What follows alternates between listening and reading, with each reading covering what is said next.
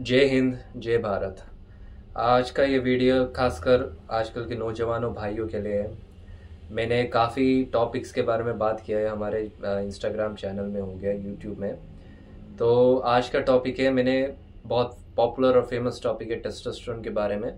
मैंने एक जानकारी दिया कि आज के ज़माने में, आज के मॉडर्न जनरेशन में ये टेस्टोस्टेरोन लेवल काफ़ी कम होता जा रहा है, जिससे कि मर्दांगी जो है, मर्दांगी हो गया, ट्रू मैस्कुलिन एनर्जी जो है वो ख़त्म होता जा रहा है और फेमिनिज़म ज़्यादा बढ़ रहा है, जिससे कि पुरुष महिला बनते जा रहे हैं और महिलाएं पुरुष बनते जा रहे हैं। एक्चुअली ये सब हमारे हार्मोन के साथ खिलवाड़ हो रहा है, और खिलवाड़ कहाँ से हो रहा है? ये हमारे एजुकेशन सिस्टम से हो रहा है। देखो, टेस्टोस्टेरोन एक ऐसा हार्मोन है जो आपकी जीवनी शक्ति को दर्शाता है, जो आपके एक्टिविटी को दर्शाता है। क्या आप फास्ट हो, क्या आप एंड्योरेंस हो आपके अंदर, क्या आपके अंदर स्ट्रेंथ है, पावर है, कुछ कर गुजरने की शक्ति है, वो सब चीज़ को दर्शाता है। इंटेलिजेंस को दर्शाता है।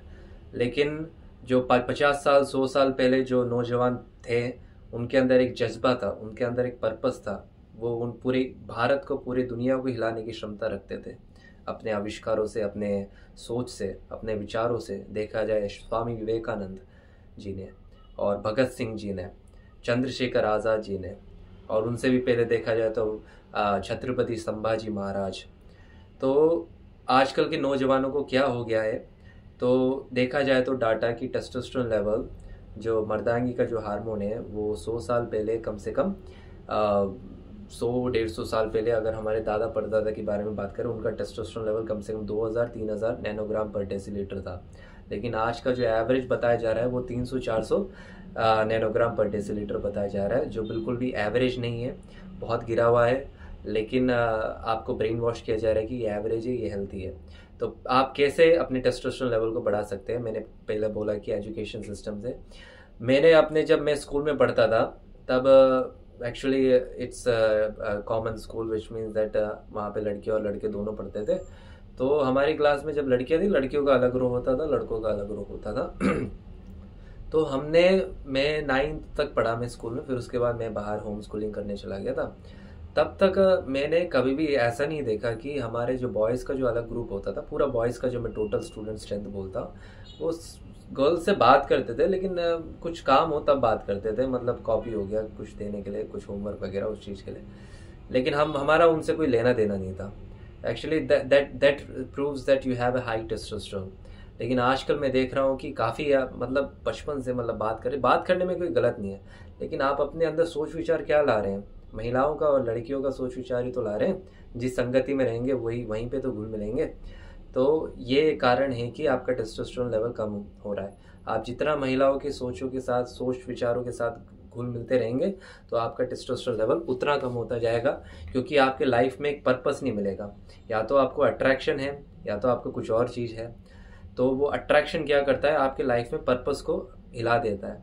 और जो टेस्टोस्टेरोन लेवल हमारा हाई ड्राइव कब होता है? It is not supplement, it is not steroids. अगर हमारे अंदर एक पर्पस है, एक जुनून है, एक जज्बा है, हमारे ब्रेन में एक पार्ट है, उसका नाम है हाइपोथैलेमस, जो एक ड्राइव देता है टेस्टोस्टेरोन को। ड्राइव माने एक बूस्टअप देता है जब हमारे दिमाग में कोई पर्पस आता है, गोल आता है।